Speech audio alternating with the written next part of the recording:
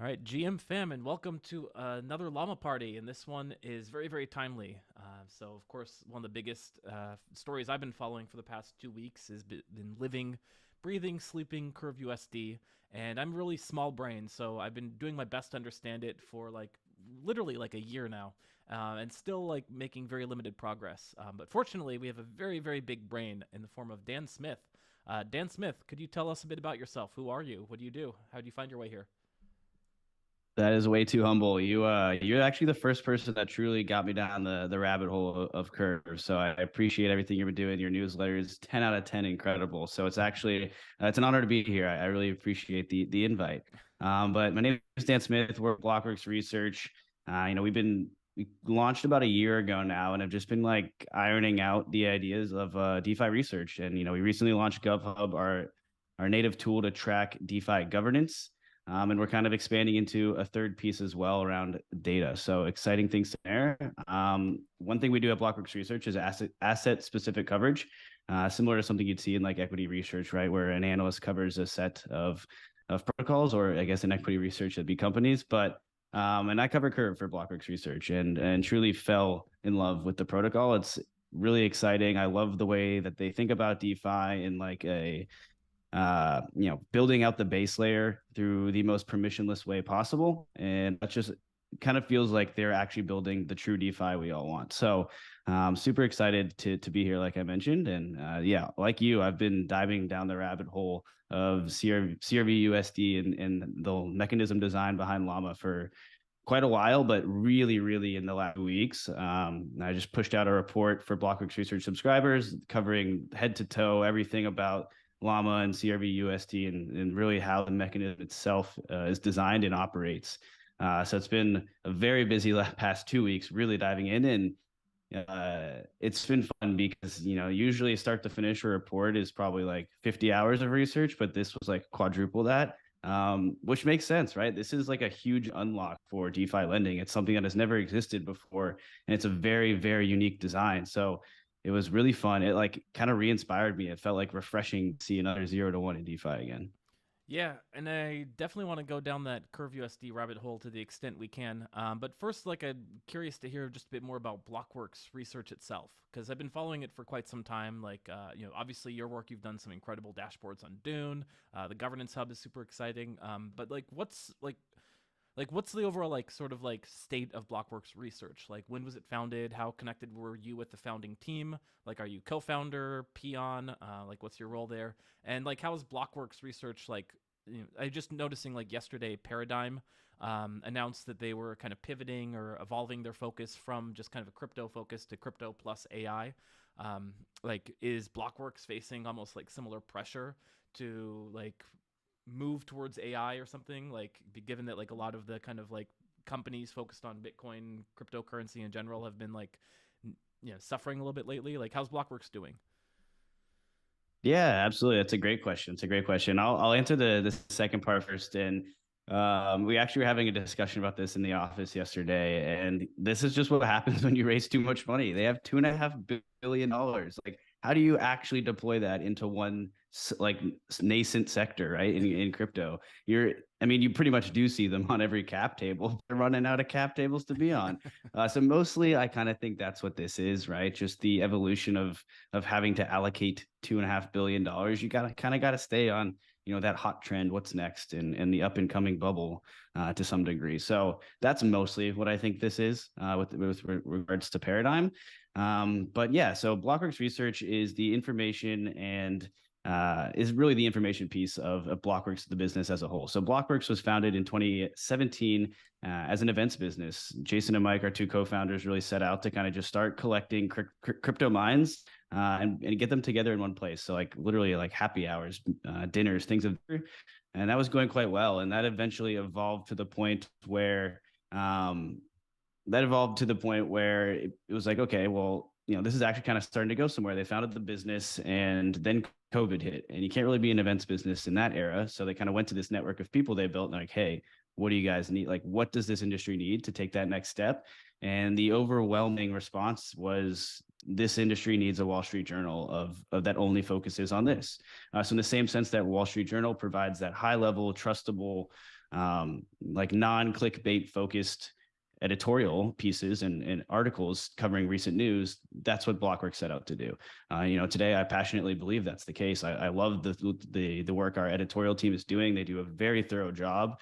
Bessie Lou, one of our DeFi reporters, does like a 10 out of 10 on like actually delivering home the message of like what it meant and staying on top of the upcoming news. So shout out to her for that. Then I think it was, let's see, mid 2021. I think Jason and Mike started thinking about like, okay, well, we got the editorial thing rolling, but what's the next piece? And that was like, all right, more like investor focused research and that information side of the business. We launched Blockworks Research in 2022. I joined the team in February. We launched in May. And over the last year, really, just over a year now that we've been live, we've really just done the boring stuff, ironing out like how do you take an idea to a report that's live on like an actual website and people can access and log in and use.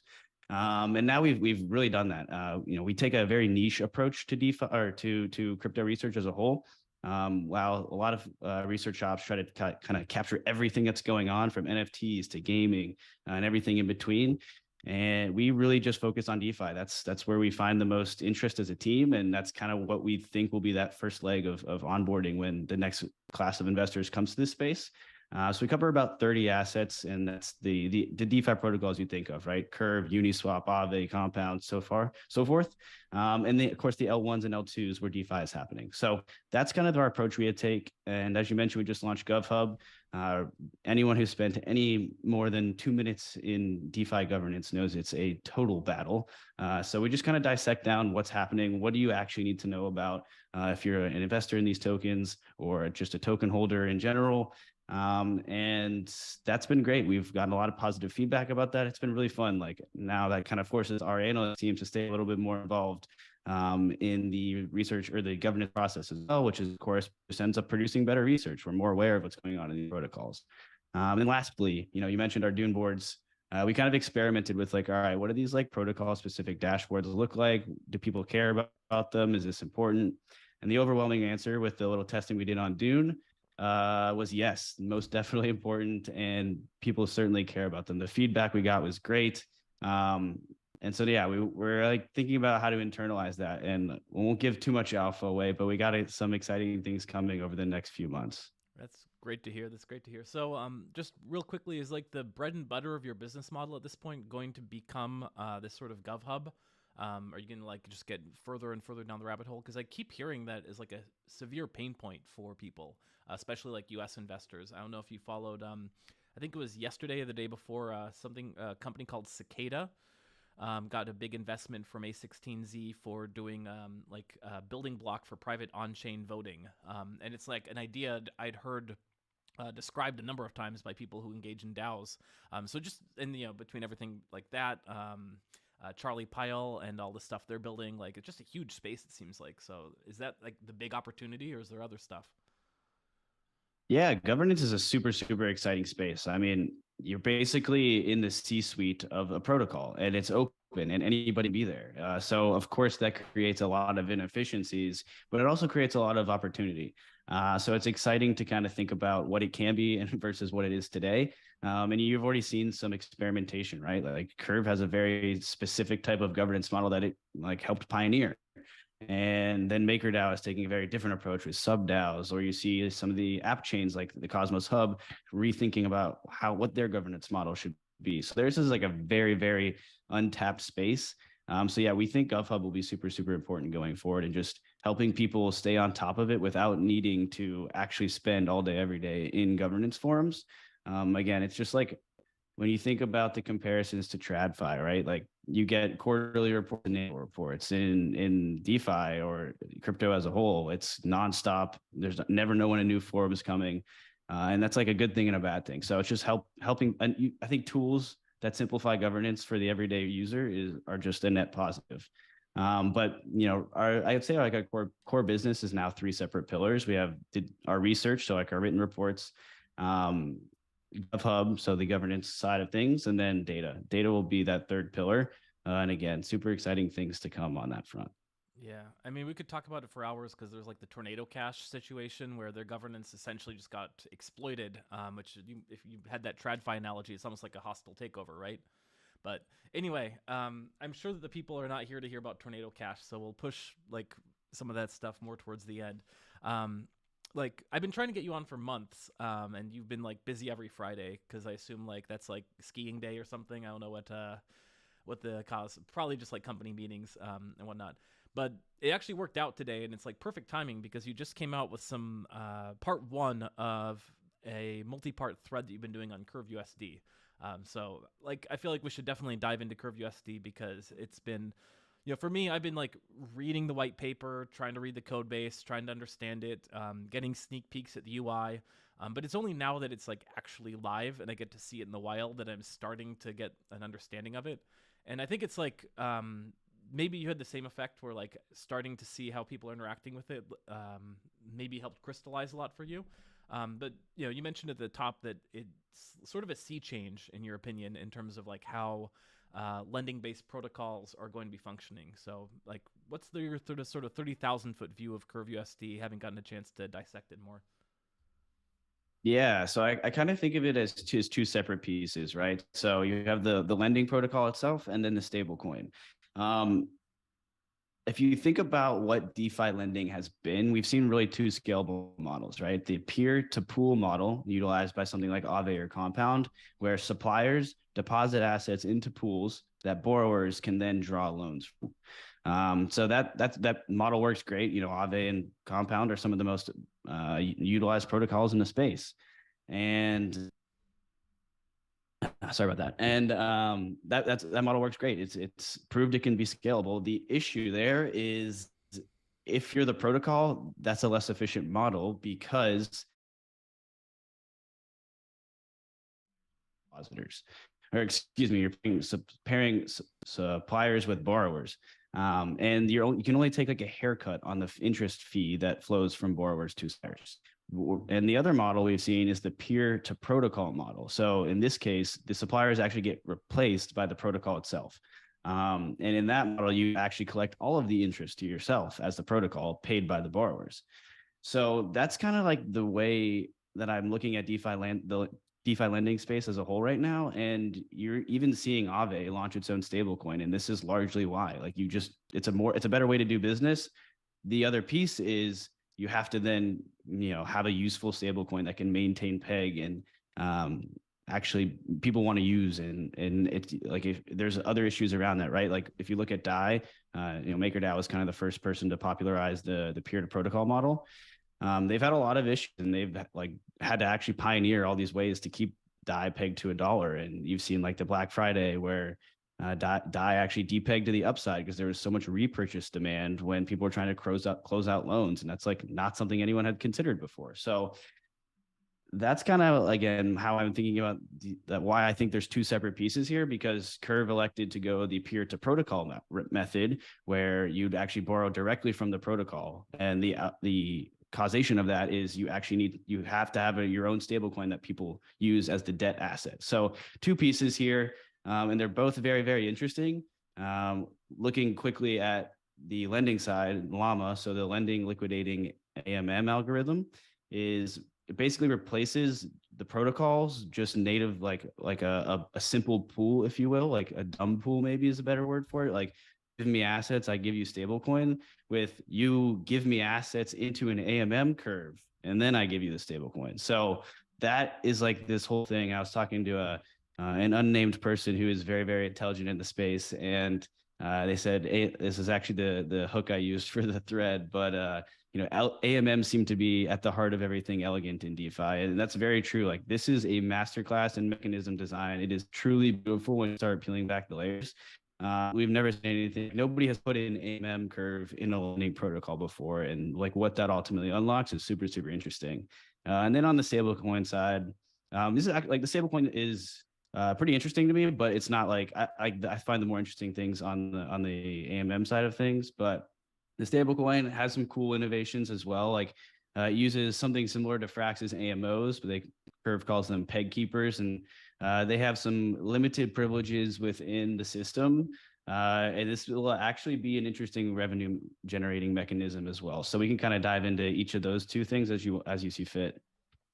Yeah. So, just real quick, are there other protocols you see doing the peer to protocol very well outside? You mentioned that like Aave and Compound are on the peer to pool. On the peer to protocol, who are the leaders? MakerDAO is far and away the largest one. Mm-hmm. So I would use them as like just the oversimplified example of like what that model looks like.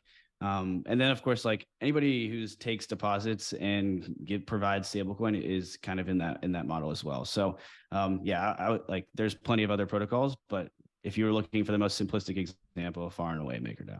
Got it, got it. And then you mentioned utility, which I feel like is one of the questions that's going to come up. Like now that Curve USD is live, there's a $10 million cap on the SFRAX ETH pool, and I get the utility in terms of like, well, your collateral still earning interest, and you can also like maybe like extend that just a bit. And now there's like a few like peg keeper pools that have incentives, so like there's a destination for Curve USD, but I feel like if there's not a thing to do with Curve USD, is there any chance that like as new collaterals get onboarded, Curve USD is going to see like demand for people printing it? I would say yes. Like I think adding true utility, like, okay, if you look at DAI again, they have a DAI savings rate where you can just hold your stable coin and basically lock it in a smart or deposit in, not necessarily lock it, but deposit into a smart contract and earn some yield generated by the protocol. Like that's pretty interesting. Curve obviously has something similar by just LPing that into a stability pool. We are getting gauges live there. I think actually today is the last day of the vote.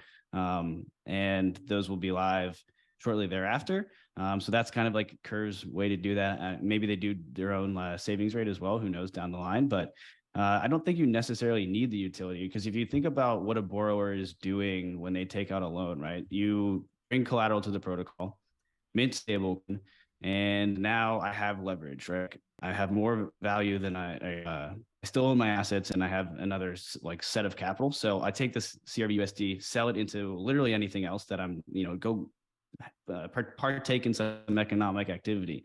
Maybe I just want to own more stakefrax ETH. So I sell my CRV USD through the swap router for stakefrax ETH. So I don't necessarily think you need it because that's just like the medium to get leverage, right? Like now that I have this stablecoin, I don't need to hold it. I can go run some like any strategy I want with my new funds.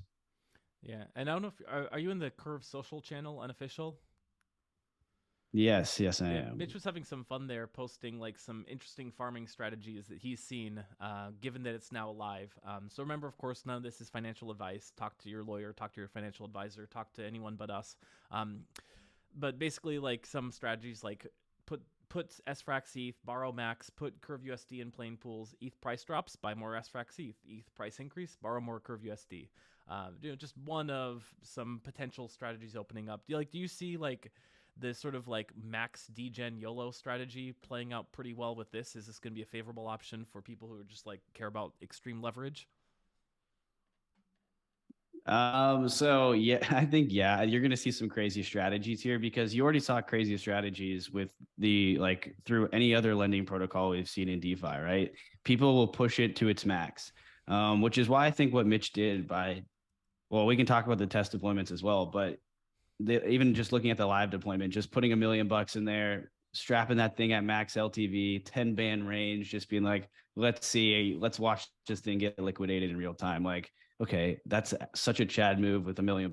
But also he was like, I gotta push the bounds of this thing to know what the risk measures really should be, and like people need to be aware of that. So it was the right thing to do as well. But what I think Curve has even why I think it's more interesting for Curve is like when you look at other lending protocols, look at the ecosystem around them. There's not a ton built on top of them, whereas Curve.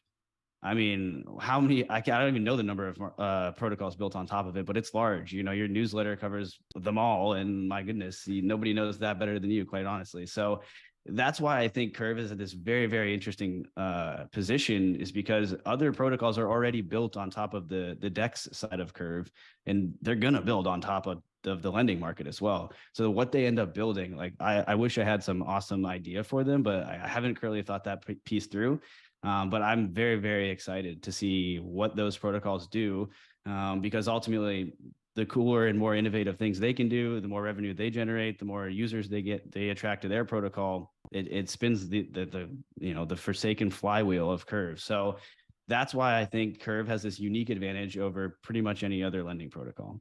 Yeah, and it is fairly difficult to understand if you're not paying attention. Like you and I, we pay attention pretty closely. But there's been like some pushback from people who, like, I would argue, didn't fully understand the mechanisms. Where they basically say, okay, so Mitch puts in $1 million and he's only getting liquidated like 1 to 2% instead of what would have been 100% liquidation. So people's mental math is, okay, so this can't be profitable, right? Like, if other protocols take 100% of liquidation and there's no liquidation, then Curve is going to be deeply unprofitable. And like the antidote or the pushback to that is just like, well, actually, like if you look at the mechanics, like Curve doesn't take any of the liquidation, so it's kind of immaterial. It makes all of its money through other features and facets. But like, what would you, how would you address that sort of pushback where it's like, in order for this to be profitable, it should be making maybe more money than some of these other protocols that are like completely liquidating collateral? Yeah, I saw some of that as well. And first and foremost, with a new primitive like this, I do think you're going to get a lot of people coming out and saying like, whoa, whoa, what's going on here, right? Because this completely blows out a lot of risk bounds. When you look at um, the 89% LTV depositing stake Frax ETH and borrowing a stablecoin, that doesn't exist right now anywhere else. And like if you look at Aave on their Lido staked ETH lending, you can do 90% if you're borrowing against ETH, right? Because then the risk profile is totally different. But looking if you were going to borrow a stablecoin against Lido staked ETH through Aave, the LTV max is 68.5%. So this is significantly more capital efficient doing the exact same thing.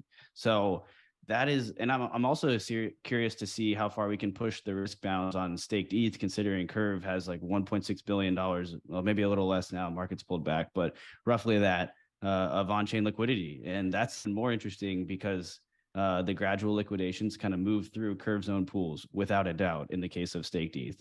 Frax ETH probably the same, to be honest, but it's very interesting. So first and foremost, I do think we're going to get a lot of like FUD or people naysayers or more direct targeted like this isn't going to work from a lot of crypto Twitter. But again, that's just because nobody's seen this before. It's a brand new model, so that's to be expected. And that's why like the more education we can do around how this model works, the better. Which is why I was super fired up to come on the show and just talk about this mechanism. So, when you look at that side of things and like, you got to understand that it doesn't need to make money off the liquidation process.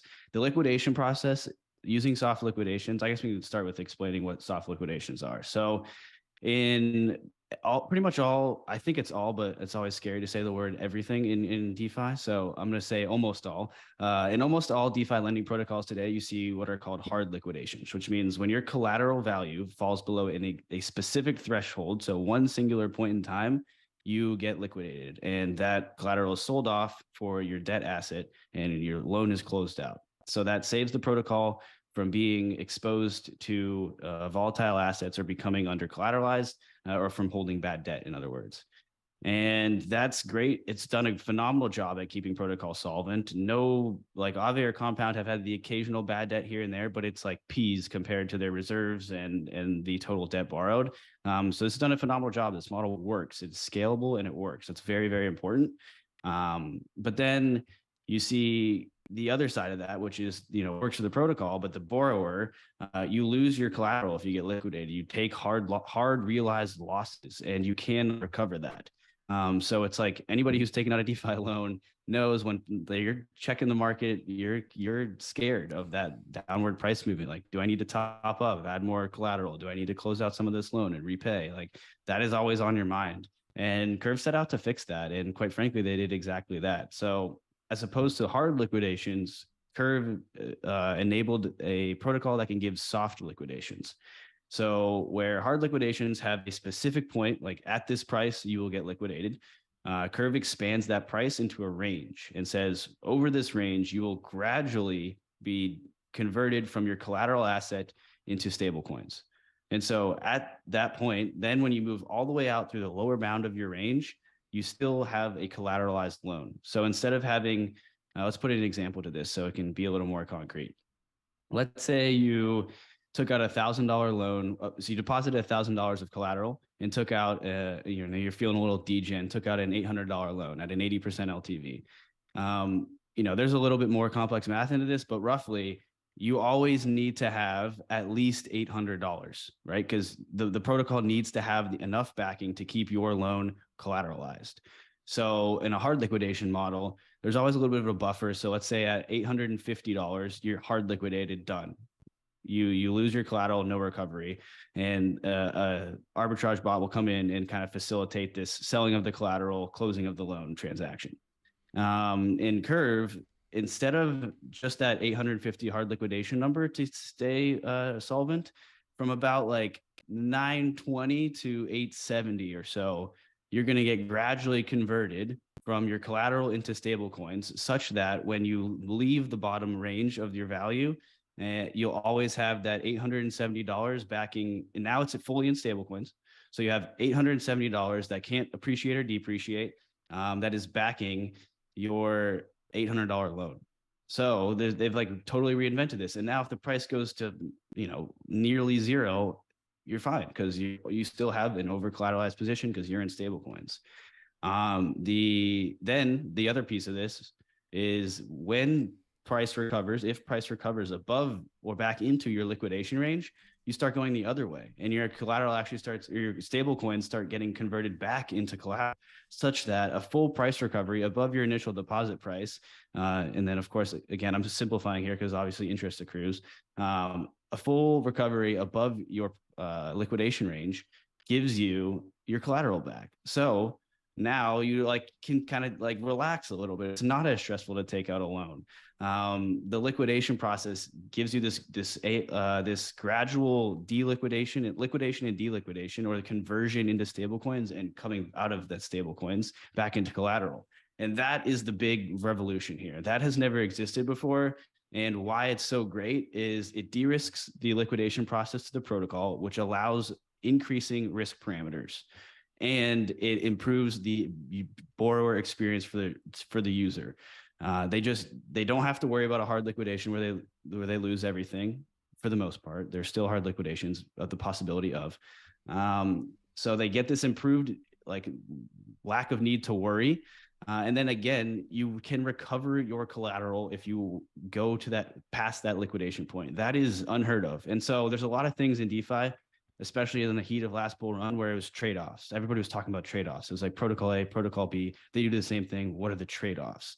To me, this is an improvement or an upgrade. This is just better. It's better for the protocol. It's better for the borrower. That is a huge difference here. And this isn't unheard of in crypto. We see a lot of things that are like true upgrades. For the Solana fans out there, like the Fired Answer client coming to Solana, that's just an upgrade. It is better than the current client. So things like that. Upgrades are possible. Not everything is trade-offs. We do get innovations, and I strongly believe this is one of them.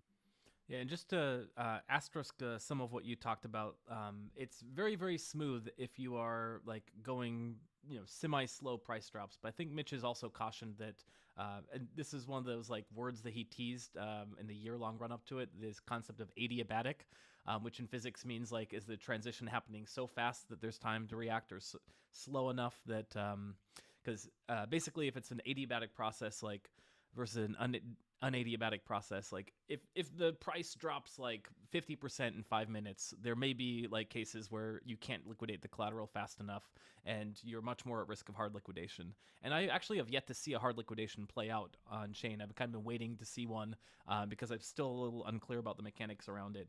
One of the other interesting things about this concept of this soft liquidation is if the price drops far enough, those higher bands, your collateral gets liquidated at a higher rate. So in the example you gave, you might be liquidating, let's say ETH price is around 800, you might be liquidating that band at the price of ETH 800. If the price drops slowly down to $200, you still actually might end up with more capital in extreme circumstances like that. So there's actually a case going on where some people were taking this for an early test drive, and they're what's going on? Like, my position's actually up right now because the price went down. How do I liquidate myself now because I could come out at a gain? But then the reverse of that is if the price does go back up, as you said, you get most of your collateral back, but you actually like lose a few percent in that deliquidation process. So you're still much better off than you would have been if you were like insta-wrecked and like instantly thrown to hard liquidation. But you might lose a couple percent. But then again, if the price of ETH is like rising, you're probably just happy you have most of your ETH back. Anyway, Right on, right yeah. on. Yeah. We can, I got a quick animation. We can walk through like what the life cycle of that liquidation process looks like, if that's something of Please, interest. yeah. I was going to try and bring up Let's see some if I can. graphics, but screen sharing's been disabled. So let's go ahead. My bad, It's fine. dude. Okay, that's the thing with Zoom. Why, I always want my guests to be able to share screen, and there's no circumstance where I feel like I don't. Then again, I feel like I'm gonna jinx that now. Yeah, I know we now all got of a some sudden I'm people in going to the like audience. drop Behave on some like yourselves. horrible hentai art or something. Yeah, behave yourself, Midnight Rider. I see you there. Okay. Let me share screen And while here. he's pulling it up, anyone who wants to join, we tossed the Zoom link in the Discord where this chat was originally going to happen. Okay, so let's see. I'm gonna hide this panel here. Hide floating panels. Cool. So what we're looking at here is going to be the life cycle of a loan. This is again oversimplified example, taking out some of the complexities just for simplicity's sake and easy to grasp, but this is directionally very, very accurate. So this is step one. This is basically like I took out a loan against some ETH, and now the AMM price is above my liquidation range. So maybe the price of ETH was $2,000, and I took out a $1,500 loan. So we'll notice the lower bound here over on the left side, if you can see my mouse, is the lower bound of my full liquidation will happen before 1575. So let's say it was a $1,500 loan. Again, this means by the time I hit this lower bound, I need to still have at least $1,500 to remain in an over collateralized position. So this is before soft liquidation. You can see the AMM price here is above the upper bound of the liquidation range. And so where my ETH is in the AMM is my quote unquote liquidation range. So if we go here to the next, too many. Okay, so now you see the AMM price has moved into my liquidation range, right? The current ETH price is pushed down to 1650, and you'll see now the AMM has gradually sold off some of my collateral. So we actually have converted from ETH into stablecoins, the CRV USD here. Now the AMM balance is actually reflected of this. So if I was the first borrower in AMM, and no arbitrage transactions have happened, is actually only ETH in this AMM. And as the collateral needs to be converted, that actually happens in real time. So very, very interesting design there. But for now, let's keep it simple. As the AMM price moves through my liquidation range, I get converted.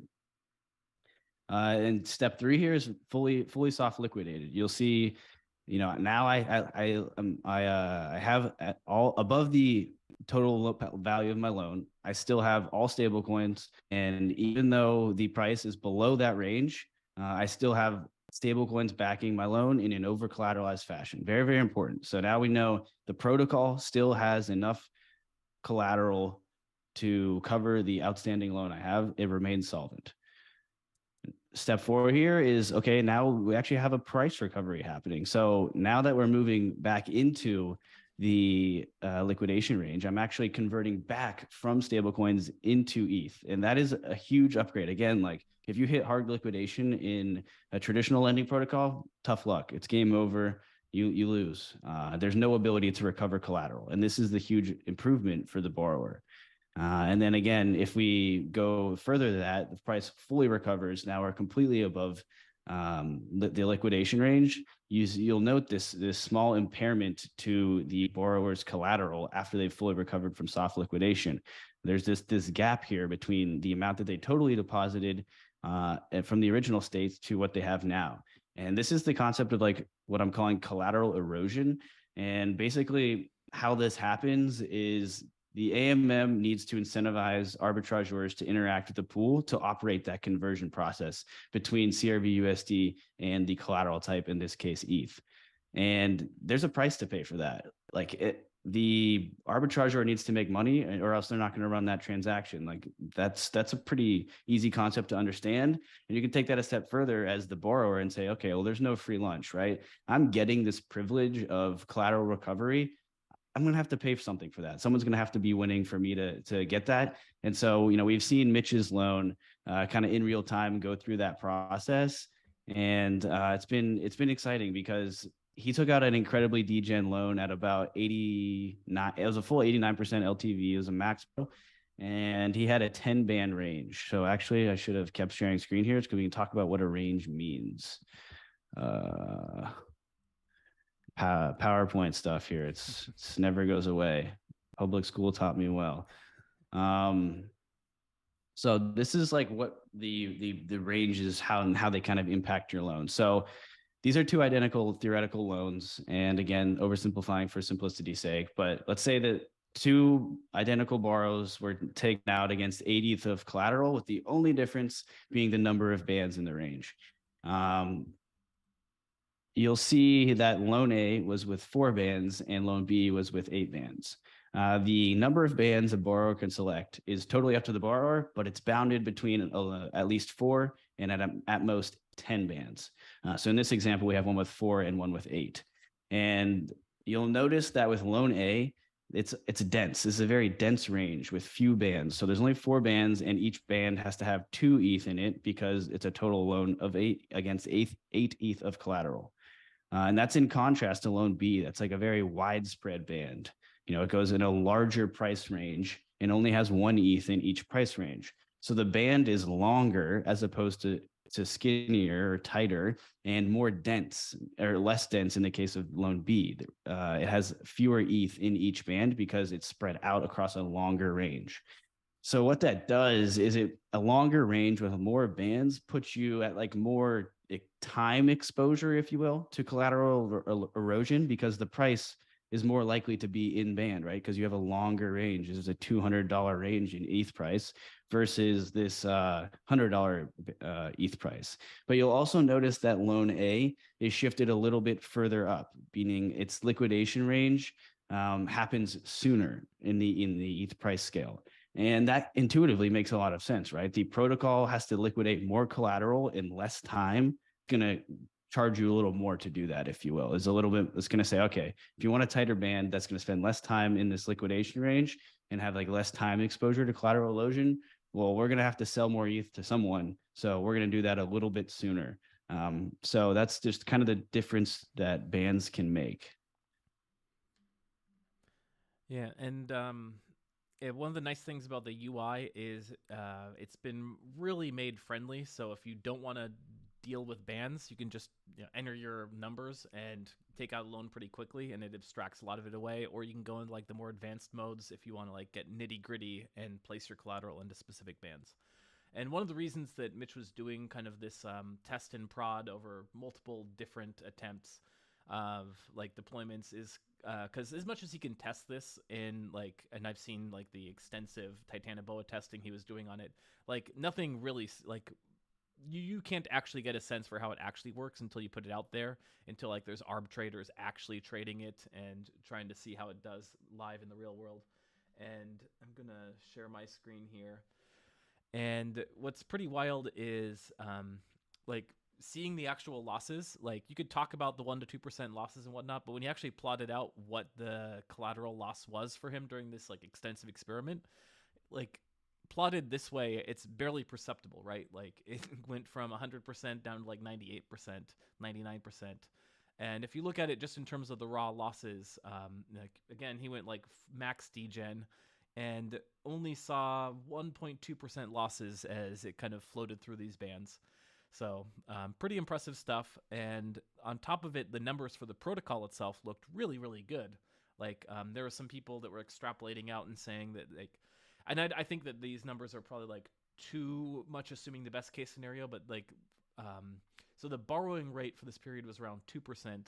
And some people were extrapolating that just based on the fees that it made from these arbitrage trades and whatnot, it was like close to like 7% effectively for the ECRV for the period. I don't think it'll come out that high, but but people are like pretty excited about the possibility for what this could do for the ECRV. But you mentioned like the no free lunch. Like, who's the biggest loser here?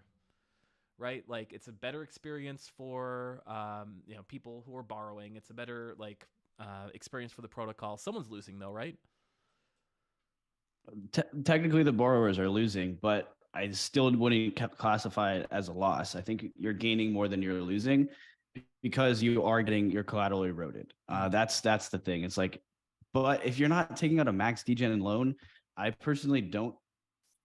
It's tough based on the current information we have, which again is very limited. It's tough to see a world where you're going to get hard liquidated due to collateral erosion. Like Mitch had this max degen loan. Price was, if you pull up a ETH chart, I mean, thing has been chopping almost nearly right in his range, and never like got about 1.4% of erosion, which like isn't great. But again, he tried to see like, let's get this thing liquidated. So like I'm thinking if you took out like again, not financial advice at all. I don't know anything.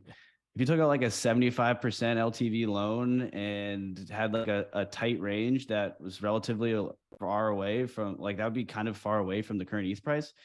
I don't know, man. I'm not convinced that you're gonna get too serious of collateral erosion to get hard liquidated. Like that's it's a good question who's losing, and it's technically borrower collateral because the arbitrageurs are profiting off that collateral. But they're still better off. I just don't think it's not. Yeah. This, like I said, this feels like more of an upgrade than something where you're talking about trade-offs. Yeah. I still feel like at some point someone needs to explain the free lunch thing. Otherwise, because I agree that like it seems like it's just exquisitely designed for all the incentives for all the different players in the system. Because arbitrators don't really like exist to the same degree. I guess like you could argue that like in Aave liquidations, like if I liquidate someone, I get like the entire collateral for myself, right? So I guess like the people who are running the liquidations are the losers. They get smaller amounts of arb. In that model, yeah, well, I guess like you're profiting. Like, okay, so the arbitrageurs are very much so creating profit in this model, though, right? Like the way that the Llama AMM price is determined is dependent on an Oracle price. So basically, the way you can think about it is if the Oracle price, let's say, moves up 1%, the Llama price will always move up at least 1%. So like let's say it moved up 2%, or let's say 1.5%. So Oracle price moved 1%, AMM price is now 1.5%. So in that case, there is this like actual arbitrage gap that the arbitrage bot can like prey on or profit off of, right? So they captured the 0.5% spread, and they they're like truly they're gaining money from doing this, and essentially the gap that they gain is what the borrowers lose in collateral erosion. So the AMM is designed so that there's not like the free lunch thing still kind of like holds true in my head, because the profit that arbitrageurs make comes from borrower collateral, right? So I'm going to pull up what I wrote in the piece just so I could read it and not fumble through my words here. But we can talk through about like what that liquid arbitrage transaction looks like and why like it kind of makes sense. So let's see here. So yeah, llama pools need to soft liquidate collateral to remain solvent when the market price of collateral decreases. So ETH price decreases, llama pools need to start converting from ETH into CRV USD. And during the collateral price decline, the llama price or the AMM price decreases more rapidly than the Oracle price. So Curve's lending pool is now selling collateral for less than the current market price. Arbitrageurs can take advantage of this opportunity by buying the collateral from the pool with CRV USD and instantly selling the collateral on the market, capturing the spread between the market price and the llama price. So this arbitrage transaction creates profit for the arbitrageur and actually is the thing that converts the collateral into CRV USD, operating the soft liquidation mechanism. So the arbitrageurs themselves are still actually profiting, and it's coming from the borrower collateral. It's just in a way such that the borrower collateral is still like, I think I'm personally, I think I would be okay with like losing a couple percent and not having to worry about this hard liquidation. So yeah, I actually did because about a year or so ago, I was like going max degen into DeFi and just trying to like use some of these protocols, and I basically swore off lending protocols. Because I was like, okay, lending protocols are super popular. Let me try it out. So I put like a small amount, like I think it was like a quarter of a Bitcoin into a protocol. Um, and I did like very like what I thought was very safe. It was like less than 50%. So the price would have had to go down by more than 50% for me to lose everything. And this was around the Do Kwon time, and it literally like in the span of like 24 hours basically did that 50% drop, coming within inches of liquidating me. And it was like such a traumatic experience because gas costs always tend to like skyrocket when this happens. So I was like looking at it as like, okay, it's like $5,000. There's like no way I'm going to be able to afford the gas to even do this. And thankfully I didn't get liquidated, and like I wouldn't have been wrecked if I did. But like I basically just like swore it off. I'm like, I'm never going to touch this again. But I'm convinced to try this out once they're, especially once they start onboarding collateral types that like I have sitting around doing essentially nothing. Like it makes perfect sense to me to try it out. Yeah, I totally agree. I haven't experimented hands on yet either, but it doesn't mean I'm not watching every transaction that's doing so. I kind of agree with your take though. So, what do you like? What collateral types are you excited for? I've got pretty strong opinions on what should be next, but I'm curious. I mean, it really seems like Mitch is focused on this LSD or LST. I'm not sure what the politically correct term is these days. He's really super focused on that, and that makes a ton of sense because if you actually just look at the trends, like all of DeFi is kind of like quiet at the moment, and like the staking Ethereum is super hot. So it makes perfect sense to me that like Steth, however that's pronounced, is going to be the next big one. Um, as well as like a few of the other like I could imagine like just basically roll through all that and you get like a huge amount of potential volume right there. A lot of people are talking about like curve pool positions. I think that makes a lot of sense. I don't know if it's technically possible to do convex positions as collateral. People keep asking me that, and I don't know yet if that is possible or not. But I could see that one making a lot of sense. Even just like simple things like I think WBTC makes a lot of sense. Curve as a raw token makes a lot of sense to me. Even if not Curve, because like there's the concerns about the endogenous collateral, like the Curve ETH pool would make a fair amount of sense to me. Yeah. I kind of want to stay away from CRV just because it's like, do you need it? Like, not really. How many people really want to like max borrow against their CRV? Like, very, very few. So it's like, why even bother go down that road? If you were going to do it, though, I totally agree. I'd want to see it through the CRV ETH pool. Mitch is kind of But designing this a bit for himself because he's such a power user of things like Aave, and he's got that like $100 million of curve on Aave that I'm sure he'd be happy to move over if there was $100 million opportunity. fair enough. And you know, you got to give him credit because the way he uses his V curve throughout the system is quite efficient. I'm tracking all of that, Oh and yeah. I love to see that he's like willing to move it around to the pools that make the most sense. But I also agree that LSD, LSTs, whatever you want to call them, are definitely the right step. Like you see all of DeFi transitioning into this. LSTFi is like this hot new narrative. And Curve has the opportunity to own the lending stack there, right? Like they have an improved model, and the only thing they can't compete with is the trade now just stake ETH and get more yield. You're going to see that transition play out over time. So I think that trade's going to slowly die and become less attractive as that yield shrinks, and therefore people are going to be like looking for other ways to leverage again, get levered returns against their liquid staking tokens. And Curves, again, because they have higher risk parameters, because of the soft liquidation mechanism they use, which keeps the protocol safe and provides a better experience for borrowers, that's going to be the place this happens. And you know, ETH is this pristine collateral that everybody loves to take out loans against. Last bull run, it was the market leader in collateral types, I believe. And this next run, I think you're going to definitely see liquid staking tokens take that position because to most people, it provides approximately the same level of risk, obviously a little bit more, but approximately the same level of risk, and you're earning a yield for it. So it's like this yield bearing collateral. That's going to be a huge thing. So I really want to see Curve lean in and own that sector. Yeah, I agree. Before we move on to things like the borrow rates and the peg keepers, there's one last kind of point that I'm still wrapping my head around because it's kind of one of these mind blowing points while we're talking about like the soft liquidation phase. And this is so there's two sources and only two sources that you can use to create Curve USD, right? You can create a loan position, which is the obvious way of doing it. Like I give my sfrax ETH, I get some Curve USD. The other one is what actually occurs, and I'm going to, again, read this verbatim because I don't want to get it wrong. And this is Mitch describing it exactly, where, like, this is from the Telegram chat. So Michael says, Curve USD can only be produced by borrowing and B, buying from PegKeeper, which can mint up to a certain ceiling. And this is like, wait a second, is this creating or inventing Curve USD that's unbacked? Well, imagine that Curve USD pumped a bit. That happens when liquidators liquidate sfrax ETH, for example, because you got to buy Curve USD from somewhere. When it pumped, PegKeeper can mint Curve USD and dump, actually deposit.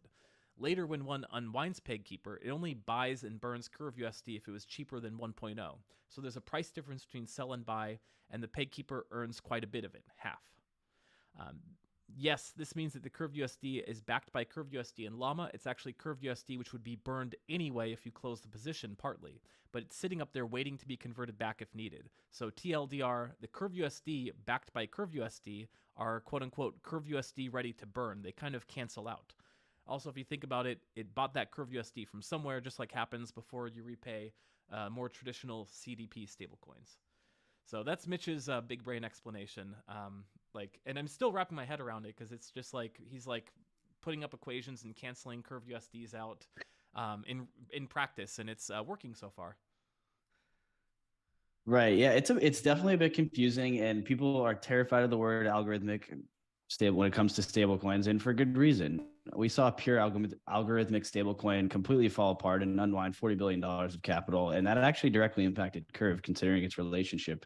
And it was the hub of liquidity for UST and Terra stablecoins. So there's good reason to be concerned about that. But the peg keepers are effectively AMOs for Frax, and Frax has had an incredibly stable peg. The only material depeg it's ever seen was during USDC's depeg. And that kind of was a great eye opener. People have been banging the table on this and saying, Frax and DAI are just back to USDC. They're not back to $1. And to be quite honest with you, CRV USD is no different. There's two things. It's backed by the assets that are minted against it. So like right now, all minted CRV USD is backed by staked at Frax ETH deposits. That's one important distinction, but it's pegged to the value of the 4 stable coins in the stability pools. So you have USDC, USDT, USDP, the Paxos option, and True USD, TUSD. So there's 4 stability pools. They all have a peg keeper attached to them. And that's how you keep this like mechanism design where if the price goes above 1.0, the peg keepers can add liquidity single-sided in CRV USD, bring that peg back down to 1. And then contrary, if the price then falls below, they can withdraw. Of course, they would need to deposit before they could withdraw. And they can like buy that back and burn. And that operation is by definition profit generating because it takes less stable coins to withdraw, or it takes less LP tokens, to withdraw when the price is below a peg. Like that's just how AMMs work. And so the one thing to change there is when Mitch said that was actually during a test deployment, and the split at that time was 50-50. Now it's 80-20. So the protocol keeps the person that calls that function keeps 20% of profits, and the protocol now keeps 80%. And so it's definitely like a little bit of like, are these unbacked? Are these not unbacked? And like, my opinion is yes, they are unbacked. You could argue they're backed by the stablecoin LP tokens, because you're kind of like buying those LP tokens in a way. But I view these as unbacked stablecoins. And the way I think about it is we need to watch the percentage of debt from the peg keepers. So that's called the debt ratio. We need to watch the amount of debt that they have in the system relative to the total minted CRV USD. Like that is going to be an important thing to be concerned about or to watch. Now, there is definitely a risk here that you're using the price of a stable coin rather than that's not truly the price of $1, right? So let's flash back to, let's say this was live during the USDC depeg. The peg keeper effectively becomes exit liquidity in a scenario like this. Like that thing's just going to be deploying debt all the way down, because when the price of during the USDC depeg, people were just throwing USDC wherever they could to get other like liquidity and sell that token and just get out of USDC. If you pull up like the chart of MakerDAO's DAI exposure, it like doubled in like a couple hour period because everybody was like, oh, instead of just selling USDC, I can get routed through the DAI USDC PSM, flip from USDC to DAI, and then go find DAI liquidity to sell that against. That's kind of the mechanism that pulled DAI down with USDC. And so I say that because as USDC is getting hammered, people would then be swapping through the swapping into CRV USD through the stability pool, and that would like be pushing up the USDC price, right? If you're dumping USDC, you're pushing the CRV USD price up. And so the peg keepers would just be hammering liquidity into that thing, pushing it back towards one as people are dumping billions of dollars of USDC. It would fully deploy the peg keeper without a doubt. And now you're bag holding, like the debt ceiling on the peg keepers right now is $2.5 million. You'd be bag holding $2.5 million USDC. That's a risk. A stablecoin DPEG is an absolute risk to the peg keeper system by definition. Now, USDC fully recovered. So you'd end up it would be a pretty profitable venture for the protocol, but that's not to say like, there's Tether's doing its attestations. People are a little more comfortable with Tether now, but like it's still got this like aura of bad reputation around it. And like USDC is very exposed to the US banking system. Historically, that's been a great thing. Now people are a little concerned about that. And like personally, I don't know a ton about Paxos USDP or True USD, TUSD. But like there is concern around a stablecoin, fiat stablecoin DPEG kind of falling apart, then that would have aftershocks onto CRV USD. But one of the interesting things that Mitch designed in the system is that it's not wholly reliant on all four pools. Like if one pool depegs, it does have the capability of kind of seamlessly saying, all right, this pool, cut this off and just like keep pegged with the other three. So how does that like play into this? And like, our death spiralers like, right, we might finally get the death spiral. I'd have to like really think through what that end result would be because there would it would take time to like cut that pool off, right? I would assume that do you know if the emergency DAO has privilege there? I thought it happened automatically. Actually, I think if it sees one of the pool's oracles going too far off peg, it just kind of adapts to only do the other three. That's pretty damn cool. I didn't even know that. I know there's just all these layers, like the more, but I mean, obviously, if you're in the pool, you get wrecked.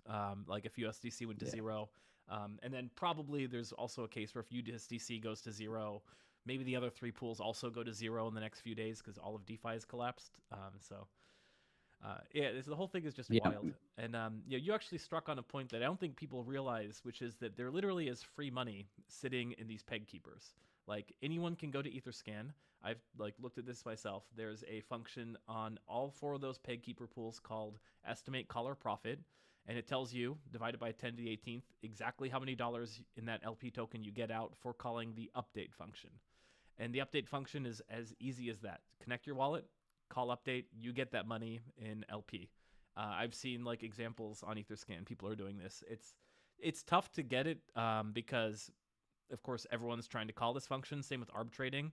Like I did that arb trading demo, and I have yet to actually like find a scenario in real life where I could profit off of it because other people are like doing it so aggressively. And same with the update functions. Like I think people are catching on. So there's like really no easy opportunity to call this and get money. But there's interesting places for free money just lying around the system.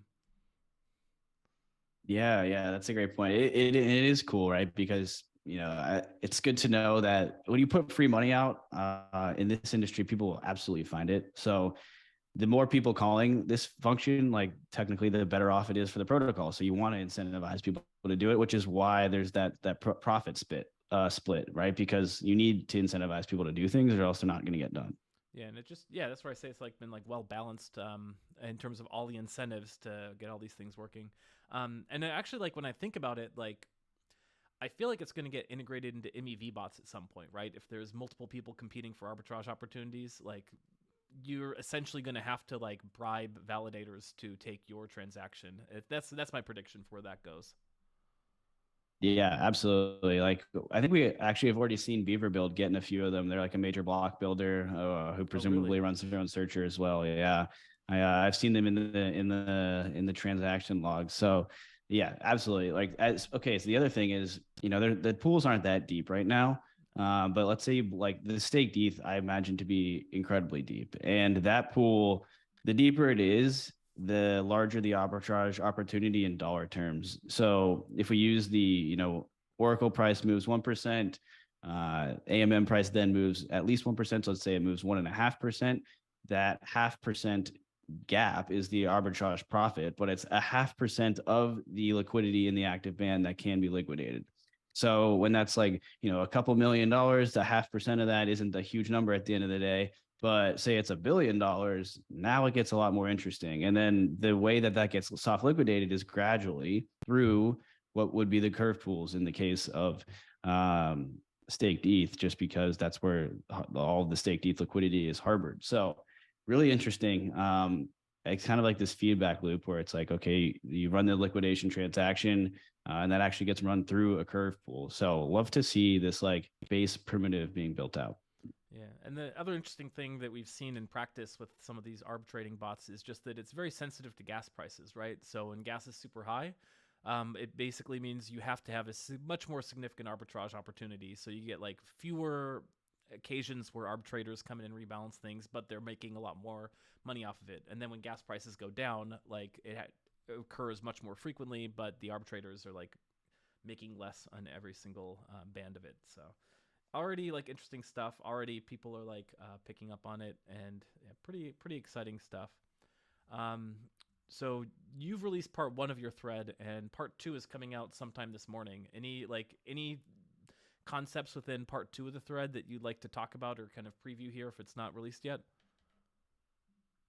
Yeah, I'm just checking Twitter right now. Okay, yeah, it did go out. So Oh, it's on the Blockworks research account. Blockworks res at the is the Twitter handle. And so part one was like I was trying to do it in one, but quite honestly, it was just way too much. I mean, we've basically only talked about Llama for the past 45 minutes, and yeah, it was way too much to put into one thread. So I was like, all right, let's put Llama in thread one, and then kind of like the monetary policy or mechanism design in thread two. And so it talks about the stability pools and the peg keepers, which we've hit on, and kind of like what that operation looks like.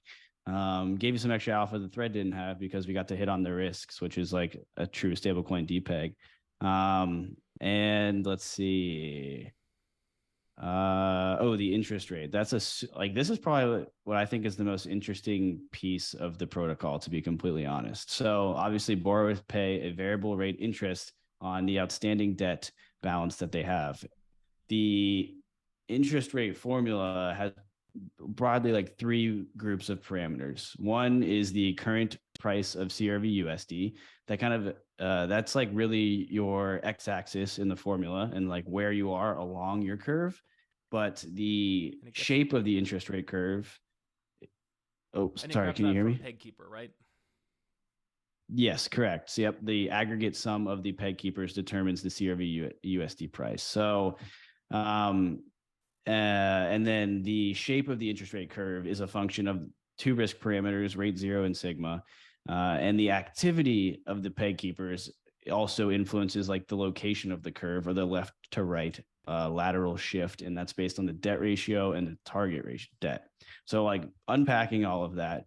Actually, let me pull up the Desmos graph. Somebody in the Curve Telegram, I wish I could give them credit, but I'm blanking on who it was. They wrote like the first Medium post that I saw that was like actually a great job unpacking this whole thing. We'll give credit to And Naga they King until we did the hear otherwise. Lord's. Fair enough, right? Come take your credit if it was It not Naga wasn't. King. Yeah, gosh, I want to go look it up because I do feel bad. They wrote a phenomenal report. But let me share screen here. Oh, maybe it was the Albert Lin one.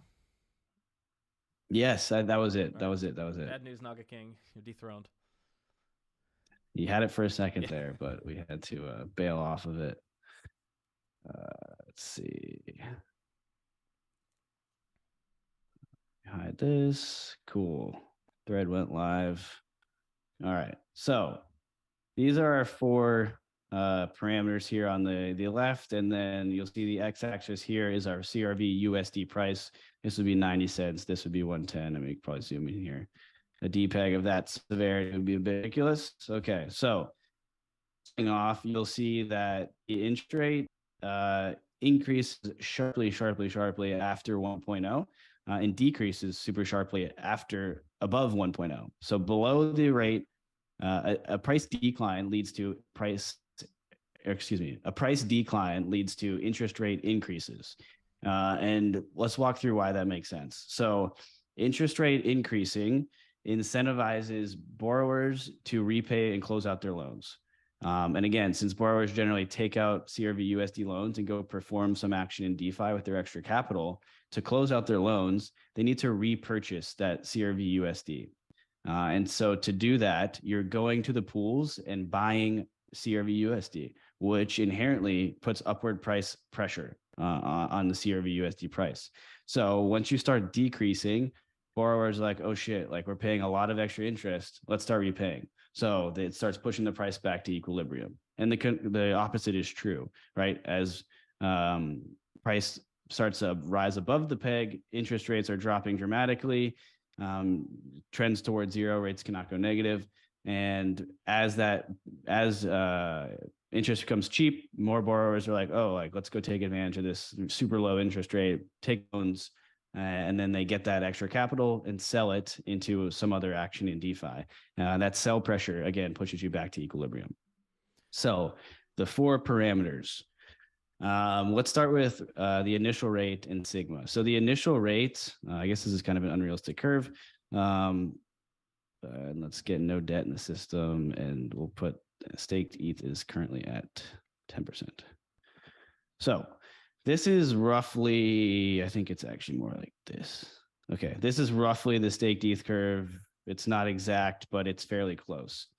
So rate 0 is like your starting interest rate that when no debt is in the system, it's like what price will you have? Or what interest rate will borrowers experience when price is exactly at 1.0? And you'll see here, that's what's reflected on our chart. And so just changing sigma here, we see that, okay, I was hoping that wouldn't go so crazy, but just changing sigma, you see that it changes the slope of the curve, right? It gets steeper and less steep the higher sigma goes. And so this is just like a parameter to say, hey, let's change the slope of the curve, or how aggressively interest rates shift when price is outside of that 1.0 range. And so this is just a good like risk tolerance thing to figure out how aggressively do you need to incentivize borrowers to take that action that we just discussed when price depegs from 1.0. So these are like, I call sigma an initial rate, or rate 0, like your 2 risk parameters that like based on the riskiness of the asset, like what do you want this base interest rate to be, and how aggressively pools for those fiat stablecoins we mentioned earlier. And each one of those pools has its own stability, or excuse me, it has its own peg keeper attached to it. Each peg keeper has a debt ceiling of 2.5 million, meaning it can only mint and deposit 2.5 million CRV USD. So 4 peg keepers with a 2.5 million debt ceiling means a total debt in the system from peg keepers of 10 million. Debt basically just means what percentage of that is deployed. And the target debt ratio is in our system. What is the, like, how much debt do we want deployed? What is the ideal percentage? So again, you can think of these as percentage. So this would be 10%. And this is what we're currently set to, last I checked, on the StakeFrax ETH pool. So as debt increases in the system, you see we get this leftward shift in our curve. And why that is because as debt increases, borrowers are, again, you'll see how, like, look, we used to have an initial rate of 3. Now, like, we're way over our target debt. So we're at almost 37% of debts in the system. Rates have plummeted, right? It is dirt cheap to go get a loan on StakeFrax ETH right now. And what that does is create this more borrow pressure. So like a ton of new loans come in, and now all of this new capital is sitting in CRV USD, but borrowers need to go to be productive with their new capital, which creates sell pressure on CRV USD. So that new sell pressure then pushes the price lower, And what do peg keepers do when the price gets lower? Now they have 37% deployed, but they have to start. Oh gosh, people are calling the update function on the peg keepers. We need to start pushing this lower again because they're redeeming debt, and then boom, all of a sudden you're back at this equilibrium rate where your debt is equal to your target ratio. Now let's say it was like below the target ratio, then the opposite happens, right? Now we're like a little bit above that initial rate, and it's more expensive to take out loans, and that kind of creates the opposite pressures to have debt keepers or have like as price fluctuates and people take out loans, that's kind of like how this whole thing kicks off. So it's basically just the opposite of it rising too high. And the target debt itself is a very interesting metric. So if we put it to 50%, you'll see that as debt rises, in our last example, we hit that almost 37% number, exactly 36.5 again. And now you'll see the curve looks a lot different when we have a target debt of 50% instead of 10%. And that's because the target rate says, well, we want more debt in the system. So let's not make the rate shift as severe to put that downward pressure on, or to put that increased borrowing pressure and ultimately leading to more CRV USD sell pressure. So this target rate function this variable is super interesting to kind of hypothesize about how changing this variable changes how the system operates. And you mentioned earlier, like, the second to last test deployment saw that everyone was talking about the thread ors came out, and everybody was talking about how $2,000 in a week. All right, let's map this thing out to $1 billion TVL, and what's the price impact from this? And it was like, okay, everybody failed to realize that the test deployment would have test risk parameters to push the bounds of the system and feel out what we're working with. And that's exactly what that last deployment before the live deployment was. In the test deployment, we had a T, or a target debt ratio, of 50%. And so the peg keepers were deploying like mad in that test deployment. And right now we have it at 10%. And if you remember earlier, I mentioned that like the amount of debt in the system is a bit of like a risk thing, right? You could, like, it's a debate whether you want to call them unbacked or not, quite honestly. And personally, I view them as unbacked. And so it's like, all right, well, how much unbacked debt do we have in the system? And that you need to keep that relatively small as a percentage of the entire market cap, in my opinion, but debate for another day. Nonetheless, that's a risk parameter. So you'll notice in the live deployment, it is 5 times lower. So that's like a very good starting point. I think we can gradually ratchet that number higher as this thing scales. That's like, you can kind of, again, if you think about it in percentage of market cap terms, that makes sense to start ratcheting it higher. So right now, $10 million debt ceiling in total between the 4 big peg keepers at 10%. It gets us to about $1 million target debt in the system. I don't know what it is right now, but that'd be interesting to see how close we were to the target debt. I'll try to pull up the monetary policy contract, see if I can find that number out. I'll try and bloviate in the meantime while you take a look there. Yeah, it's certainly fascinating, and like one of the cool things is, like, in theory, if all this works out, like, and you kind of alluded to this earlier, like, in theory, if everything works perfectly, like, all these parameters will kind of congeal on the market rate, right? Like, in theory, like, the staked ETH rate should like perfectly match. At least so Mitch says. He probably says it in much more technical terms than that. But just the idea of it, like, it kind of like approaches this equilibrium. To throw the no free lunch people a bit of a bone there, could you make an argument that this borrow rate is in fact like a possible concern because it's so like variable, and like you could deposit at a time when like the borrow rate's 2%, and then all of a sudden the borrow rate spikes, and it can get pretty high, I believe. Like I think I heard the max number in there. And it was like, like, I don't remember the exact number. It was like credit card level predatory rates, right? Like, people might see that as like a soft rug, right? Like, oh, hey, it's super safe. I toss my liquidity in, and then, oh, I wasn't, I go on vacation. Like, they say it's kind of safe. You'll be able to be soft liquidated. And then you see, like, if you get like 100% like borrow rate, all of a sudden your collateral just gets eaten away, right? Like, is that the like no free lunch? People are correct. Like, there is like in fact major risks that people should be aware of. I'd love to hear the counter argument because I'm in the camp that the answer to that question is yeah, that is a concern. And that's why the CRV USD price is so important, which backs into the stability pools that you choose are insanely important. You need to have the best representation of $1 on chain. And, they took the four largest fiat stablecoins. That's probably about the best you can do. So I kind of like the approach there, and I'm happy to hear that you mentioned. I need to go look into how that price gets calculated, but that's super good to hear that if like one stability pool just blows out of whack, it doesn't just destroy the CRV USD price because yeah, like that is an issue. The way that the system balances out is the peg keepers would deploy all their debt in that case if you were really getting blown out. And that would kind of help balance. But yeah, like there is that concern, but that's not solely a lending issue. If you think about Aave, for example, just not throwing shade at Aave, it's just the largest borrowing lending platform right now. So, they use a different model that's kind of like that hockey stick interest rate model where it's based around utilization of pools assets. So if you cross about that 80-85% threshold, you start getting some insane borrow rates happening. And ironically, we saw, what was his name?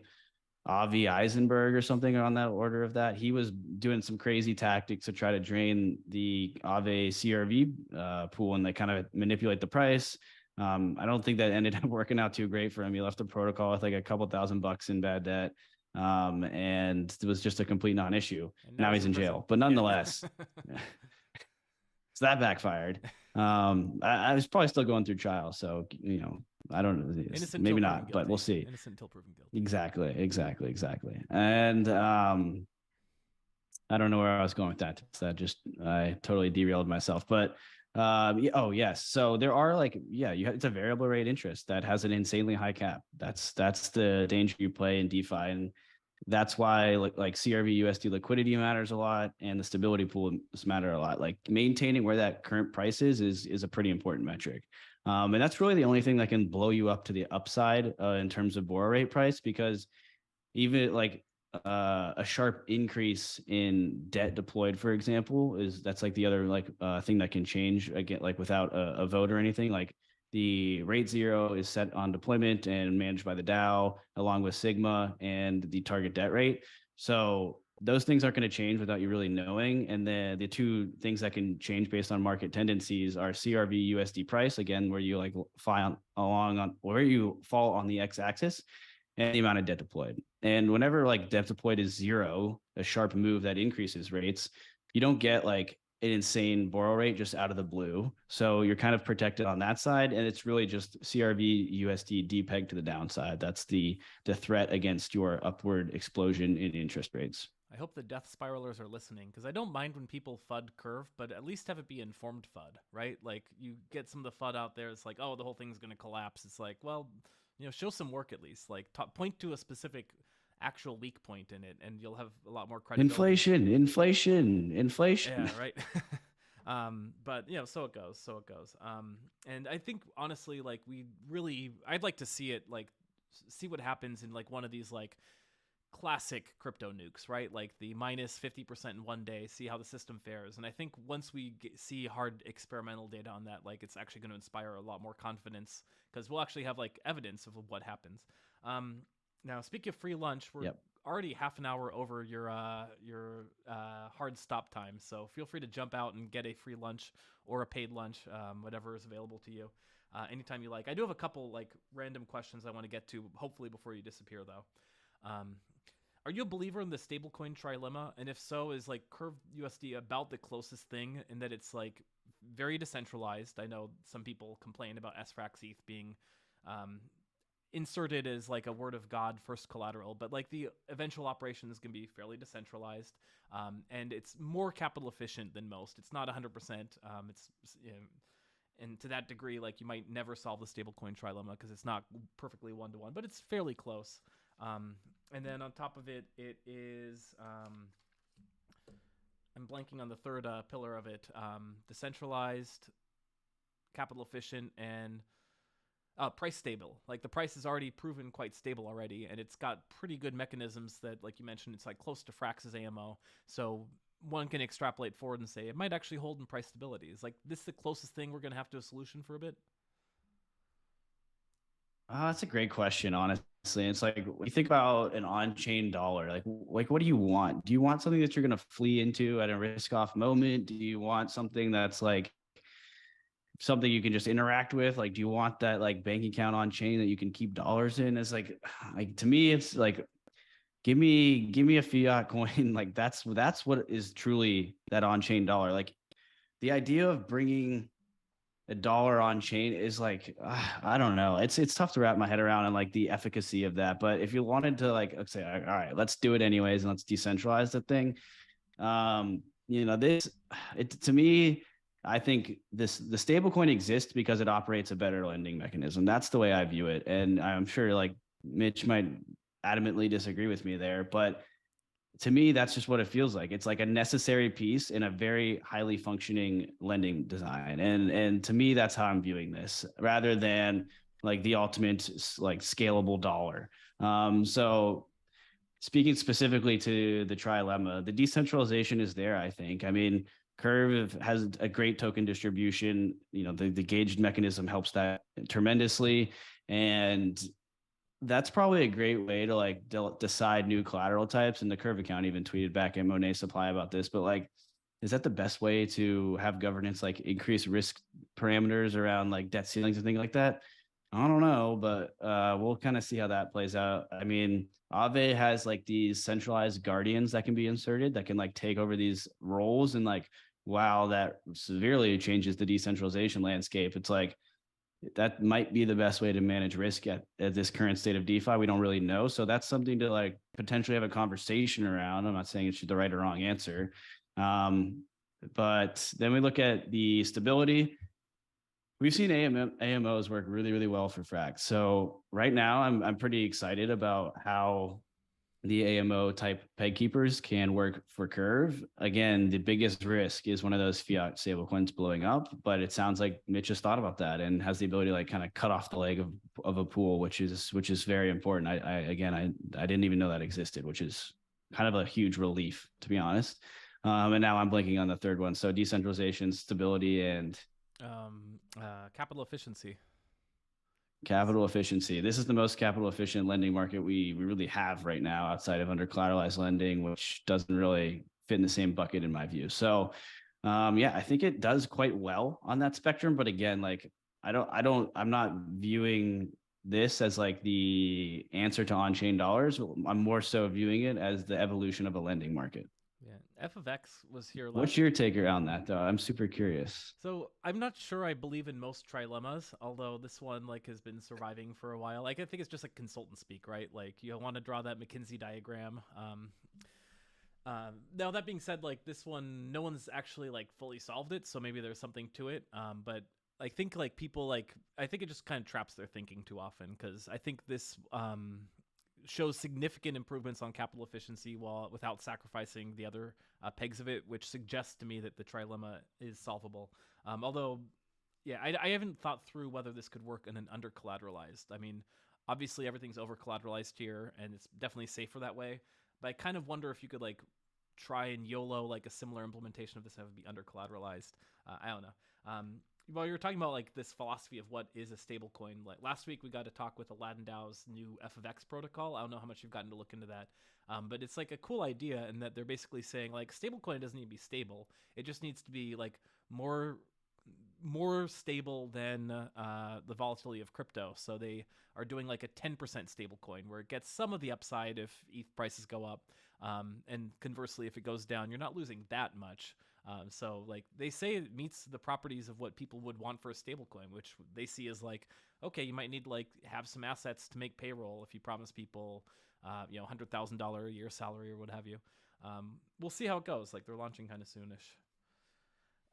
Interesting. I haven't heard of that one. I'll definitely have to open the doc for that guy. That sounds fun. Oh yeah, so the cool part is they're just taking Ethereum and kind of um, cl- uh, splitting it into two tokens, like the low volatility version, so it takes 10% of the volatility, and all the volatility from that gets piped to the extremely high leveraged version of it.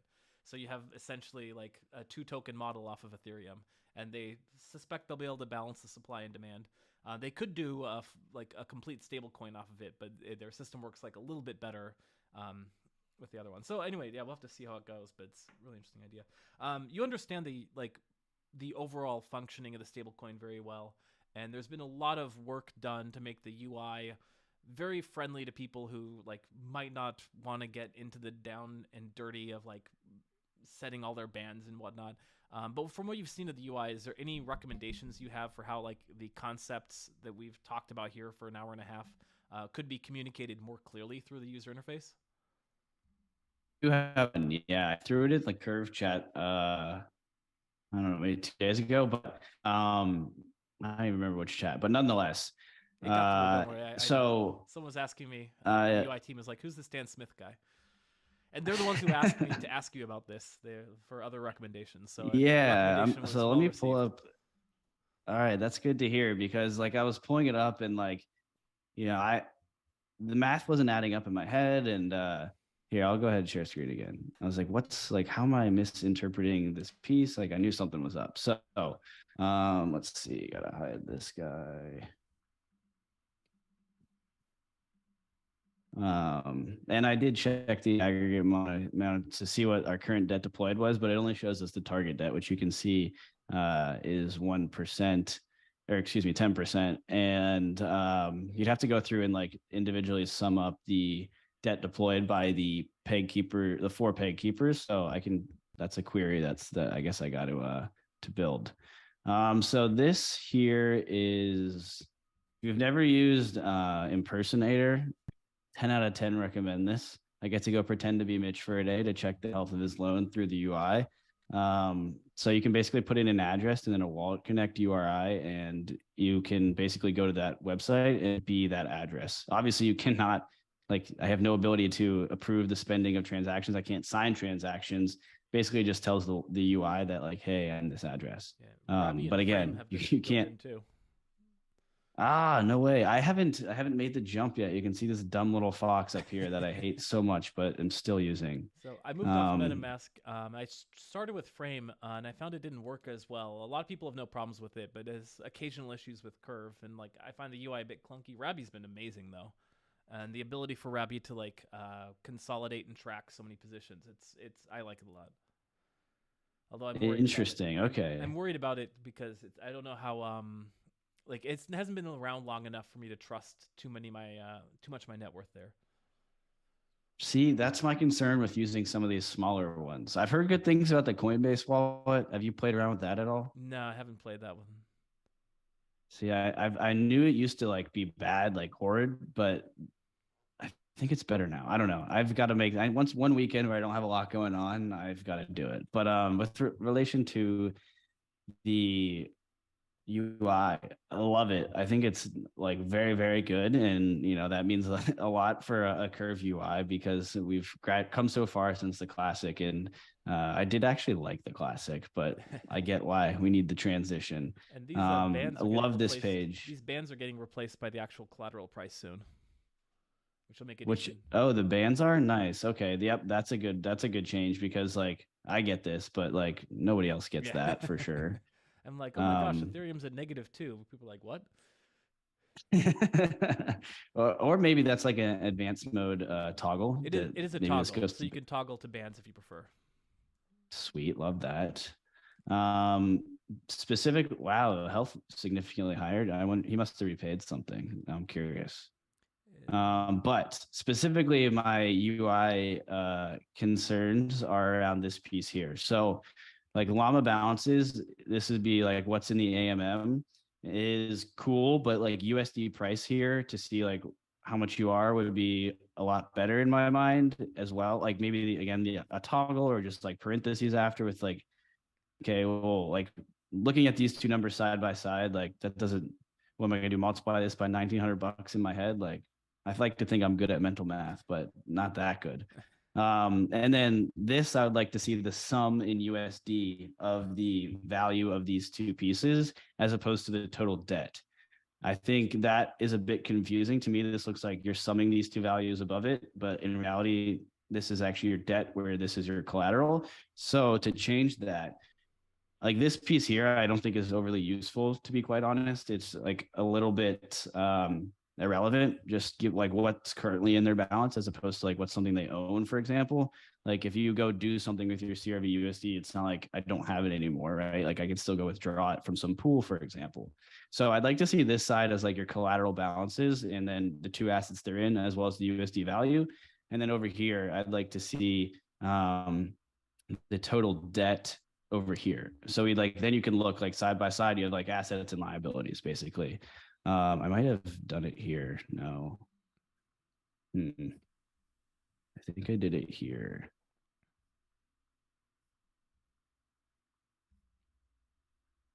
Okay, maybe I did it.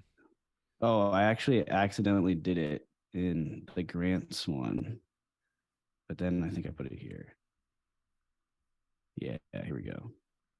So I would like to look, something like, oh my gosh, what have I done? Okay, something like this, where you have the llama balances here, and then it like sums up a collateral for you. And then over here, you see like the outstanding debts. And then I can kind of compare this number to this number and be like, okay, like this is still a somewhat healthy loan. Of course, that like corresponds directly to your health factor up here, but that's really the only feedback I would have. I love the UI as a whole. Excellent, excellent. And then one popular question, which you probably also saw because you might also be in the channel, but someone was asking, how can we get you to leak a copy of the full Blockworks paid article so we could take a look? I didn't actually see that, but maybe we can work something out over the weekend.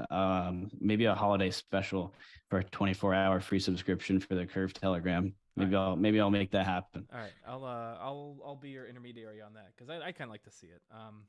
Yeah, absolutely. Yeah, maybe I'll try to get that to happen. It's a holiday, so maybe I can't bother the engineering team on Monday, but we'll get maybe a 24-hour free sub fired up for the Curve Telegram. God, it's a holiday. Shoot, yeah, you probably have like a Monday off then, don't you? We do. It's just kind of nice, but that just means instead of doing some admin things for work, it's just doing some degen things on chain. Yeah, like you're already 45 minutes over your drop dead time, so I imagine you're probably gonna be taking off. Like, what's next for Dan Smith? Be it this weekend or I'm actually going next 5 years. Okay, wow. Well, building out Blockworks research, man, we're super fired up about where we've come in the last year and like the new legs we want to build on our like new pillars we want to build a foundation for Blockworks research. So, like I said, the last year our subscription really only offered you research, and now it's research and GovHub. And within the next few months, we'll have research, GovHub, and data. So again, like a lot of the stuff we've done on Dune, like you actually, when I first published that curve board, you put a news post about it or a newsletter post about it. And you're like, one thing I want to caution is a lot of these things fall out of date, yada, yada. And I was like, that's a great point. And that's like huge about like Dune is incredible, but you like really need to read the code if you want to trust that it's like this one source of truth. And like someone might build the best board ever, but the protocol like grows out of it essentially. So that ever since you wrote that, I was like, damn, like how do we move past that like as Blockworks research? And so, we want to like kind of build some of these things that live on our own site and that are maintained and like at all times by the Blockworks research team. And at any point that they get access, you can trust that this is actually the right information and like there's a name, there's a brand behind it, and they're putting their leg out there, their arm out there to be like, hey, this can be your one source of truth. So for me personally, the building that out is the next thing for me. This is actually the last report I'll write for quite some time because I'm going all in on the data side of things and really making an attempt to make the best crypto data product for this industry and like really helping to drive home a lot of metrics, especially like on the valuation sides. Like how do we get to a point where we have like an EBITDA in crypto? Like that is this universal number you can use to compare companies and TradFi. It's like we need something like that. And it's like you're not going to get one for every protocol, but I would like to get some number that you can like compare across like even sectors in crypto. But of course, that's even harder when protocol A has a token design, protocol B doesn't. And it's like, all right, well, they're almost uncomparable at this point. And we're kind of seeing that. I did a recent podcast on Bell Curve with Mike Ippolito, one of the Blockworks founders, and Sam, the other senior analyst, Sam Martin, the other senior analyst on Blockworks research team, as well as Miles from Reverie. And we like went deep into a discussion about the Lido debate around. I don't know if you saw that semi-fraudulent governance post talking about returning revenue to token holders. It was like, when should you and when shouldn't you? And like, Curve is one of these protocols that does, and it makes a ton of sense in this system. So that's very in contrast in my mind to something like Lido. That's just this governance token that almost just like leeches its existence onto the protocol. And it's like, you can't just like chuck revenue at that, especially when you're net negative profit. So whereas Curve, it's like it plays an important role in the ecosystem, the token. So yeah, like giving revenue to vCurve lockers makes a ton of sense. It's just a totally different design. So that's kind of like the issues that this industry has on like getting that next wave of adoption is like, we got to start coming to a center point on like how we can talk and discuss these protocols using data driven metrics. So that's kind of what's next for me. Yeah, you've done a fantastic job of keeping that curve, the dashboard up to date. But like you say, it's like you have all these stats on 3Curve, and it could well be obsolete in the next year. It's just like these things change so fast. DeFi Llama, exactly. Like, I don't know if you consider DeFi Llama a competitor with what you're doing, but they still seem like in some ways the gold standard in terms of like their ability just to like be like, okay, something's changed here. Within 5 minutes, they have a pull request up, and it's like already updated. And it's like, I don't know how you did it so fast. But I don't know how that 0x NGMI, absolute shout outs to what they're doing. It's incredible. I mean, it is truly, truly incredible. And like, we use DeFi Llama every day.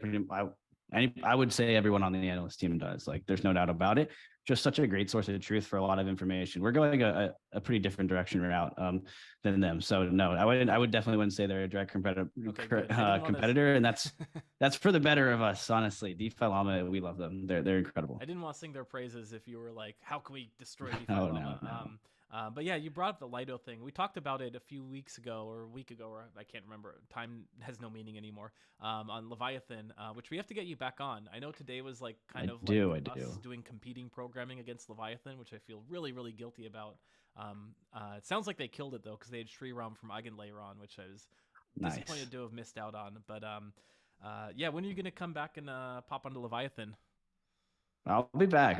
There's no doubt about it. That was a fun time popping on. It's a great group of people that come on and co-host that show. So, sometime soon, man. Sometime soon. I'm jealous. I miss Shriram as well. What the heck are we doing over here talking about Curve? We actually got. He's such a giga brain. We had him on 0x Research, our podcast. Actually, it was quite a while ago now, but he's such a fun guy to talk to. Yeah, I could believe it. But we actually did pretty good relative to Llama parties, especially considering like the last minute moving to the new forum and whatnot. So cool. Any other like big trends in DeFi that you're like really paying attention to? It's LS DeFi. I mean, that's what you're gonna. That's gonna be nonstop. You're gonna see people figuring out stupid ways to generate yield on like things that already exist and rehypothecate and lever up. And that you're gonna see a ton of that. But you're also gonna see really, really interesting things get built as well that can provide actual value to the ecosystem.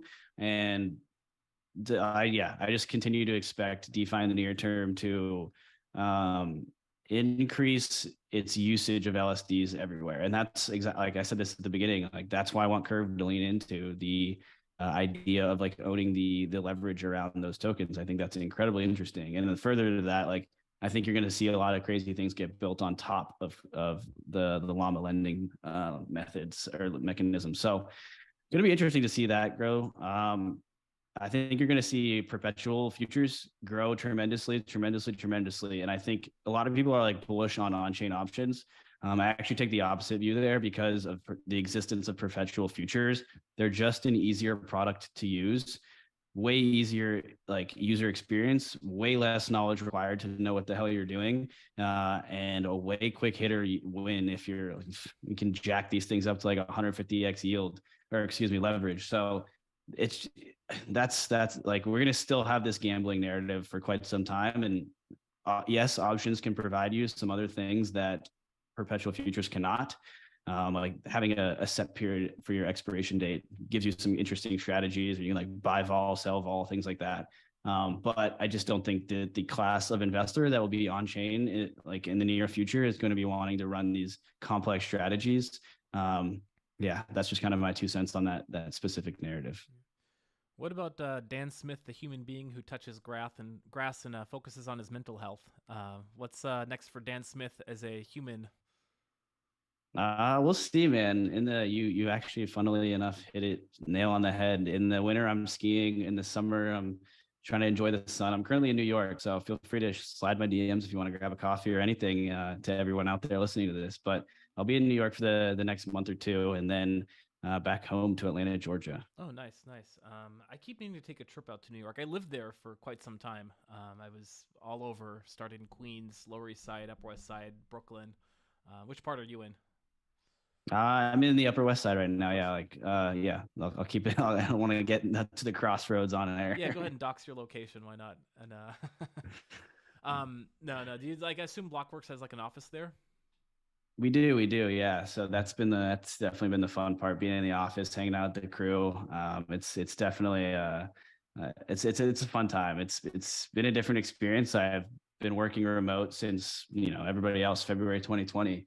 So being up here for a couple months has been a ton of fun. Getting back in the office, hanging out with people. Like I'm a 5 day a weeker. Like I love being in the office, to be honest. But yeah, actually, technically on PTO today. I was like, I got a couple of friends in town, but they had to work today too. So I was like, actually, not a hard stop, because if he's working, I'm working. Oh man, I wish I'd known that. And this isn't working. When I heard No. This has been fun. when I heard there was a hard stop, it's not almost 9 a.m. my time. I scheduled something for 9, so my hard stop is going to get in the way of this before yours does. But no, it's great to have you on. Like I feel like there's still plenty more about Curve USD we probably haven't scratched the surface of. I think we got most of the main points though. So if there's anything obvious that we're missing that you want to toss in the record before we bounce, now's the time to do it.